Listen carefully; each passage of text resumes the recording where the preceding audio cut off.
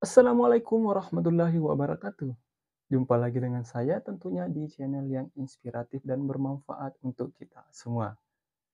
Jadi setelah di video sebelumnya kita membahas apa yang perlu dipersiapkan setelah lulus seleksi administrasi LPDP 2023, kali ini kita akan membahas mengenai seleksi kedua dari LPDP itu sendiri, yaitu seleksi tes bakat skolastik.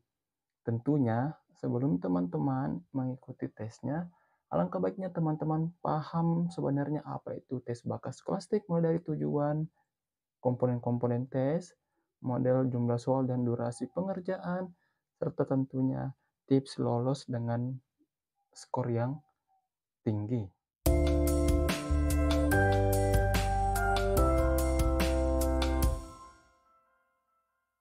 Yang pertama yaitu, apa itu tes bakat skolastik? Jadi, tes bakat skolastik LPDP atau yang lebih dikenal sebagai TBS LPDP merupakan seperangkat alat tes guna mengukur kemampuan kognitif dan intelijensi sekaligus memahami minat dan bakat peserta. Jadi akan diukur kemampuan kognitif dan intelijensi teman-teman nantinya.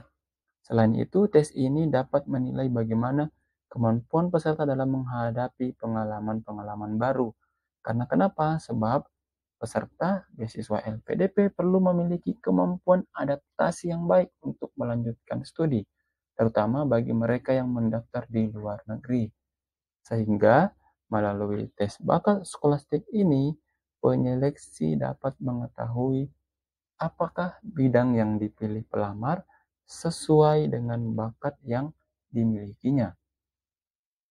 Kemudian juga, penyeleksi dapat memperkirakan apakah pelamar akan mampu mengikuti proses pembelajaran dengan baik nantinya.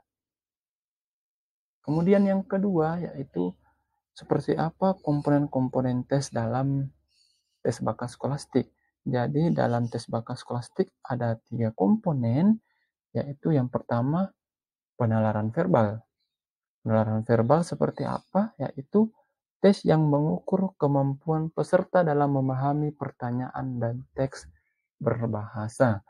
Jadi tujuan dari tes ini untuk menilai kemampuan peserta dalam bidang kata dan bahasa, serta memfungsikan bahasa efektif atau bahasa baku.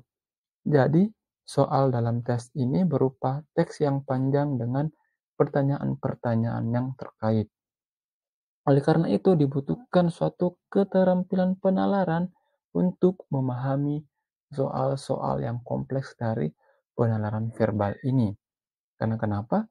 Kesulitan dalam menjawab soal ini yaitu teks yang panjang dan berbelit-belit, sehingga diperlukan suatu pemahaman dan membaca secara cepat. Kemudian, komponen yang kedua yaitu penalaran numerik. Untuk penalaran numerik, yaitu untuk mengukur kemampuan peserta dalam berhitung dan memecahkan masalah numerik. Jadi, ada dua di garis bawahi, berhitung dan memecahkan masalah numerik. Namun soal ini sebenarnya tidak asing bagi di telinga kita, karena soal penalaran numerik ini mirip dengan tes TIU atau tes intelijensi umum pada seleksi CPNS bagi yang pernah ikut CPNS, dan tes UTBK tentunya bagi orang yang ingin masuk di S1, dan pastinya semua pernah mengalami itu. Nah, dalam tes ini, penyeleksi akan menilai peserta dari kemampuan mereka menjawab pertanyaan menggunakan fakta dan angka yang disajikan dalam tabel statistik. Di mana dalam soal ini itu mencakup beberapa poin. Yang pertama, deret bilangan, aritmatika, logika bilangan, dan kecakapan data. Jadi teman-teman silakan fokus ke area-area itu.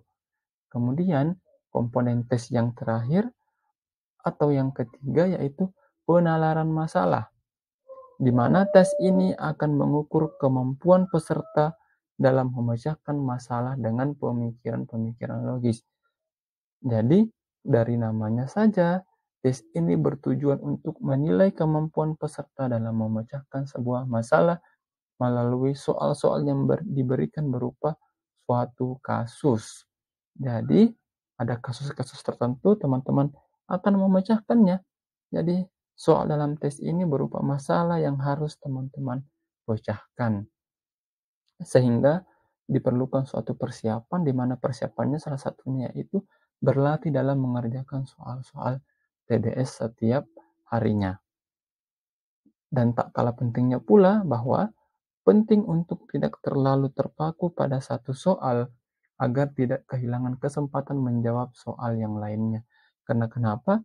Penalaran masalah ini, soal-soal yang diberikan akan berupa teks atau grafik yang panjang yang diperlukan suatu pemecahan masalah.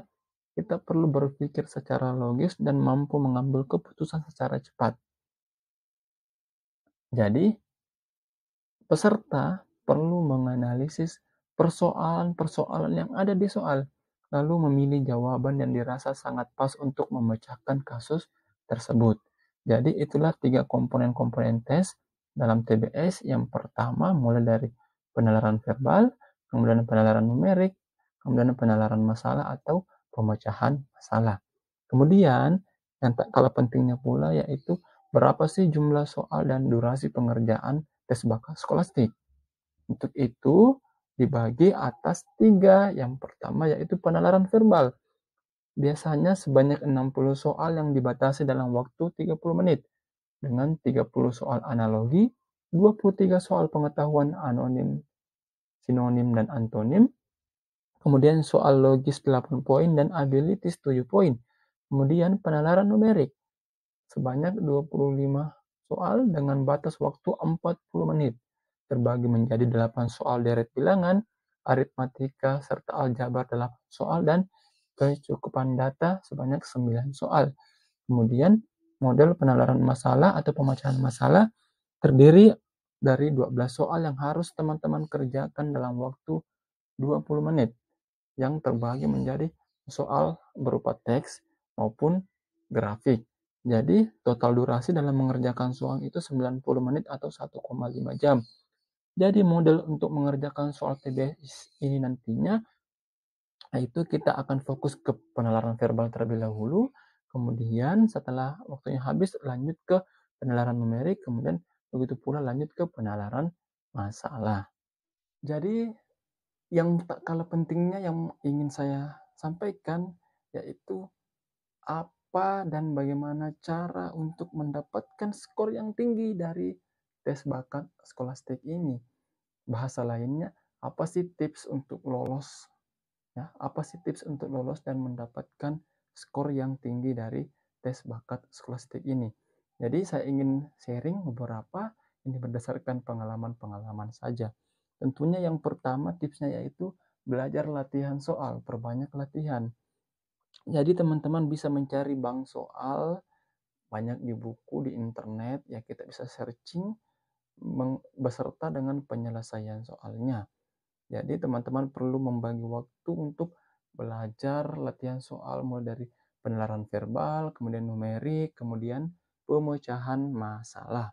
Kemudian yang kedua, teman-teman perlu pelajari jenis soal yang memang paling dikuasai. Nah, misalnya kita ambil contoh, teman-teman ini lulusan matematika. Jadi tentunya kita anggap bahwa teman-teman ini akan unggul di wilayah penalaran numerik. Jadi teman-teman bisa fokus di aspek ini agar penilaian penalaran numerik maksimal dan dapat mendongkrak nilai akhir dari tes bakat skolastik.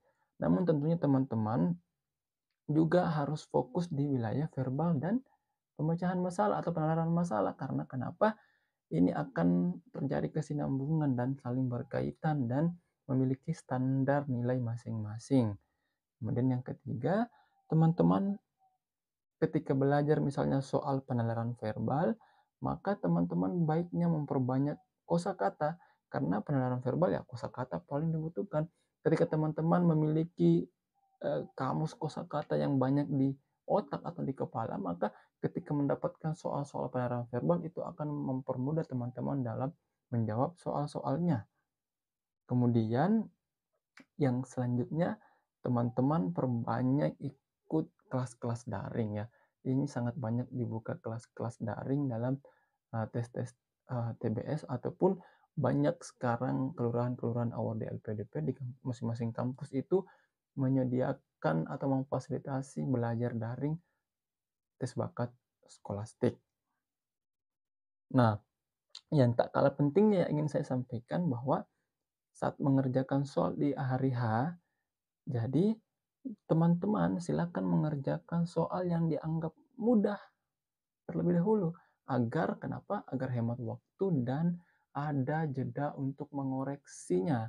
Jadi teman-teman, ini soal gampang nih, ini mudah bagi saya. Silakan fokus ke situ dulu supaya teman-teman ada jeda untuk mengoreksi dari jawaban-jawaban soal lainnya ketika teman-teman masih 50-50 di daerah itu. Jadi itulah beberapa tips yang bisa saya sampaikan. Namun teman-teman jangan khawatir, di video ini, di channel ini, kita akan memberikan dan membahas serta menyelesaikan soal-soal TBS dari tahun-tahun sebelumnya. Kita akan kasih supaya teman-teman banyak belajar.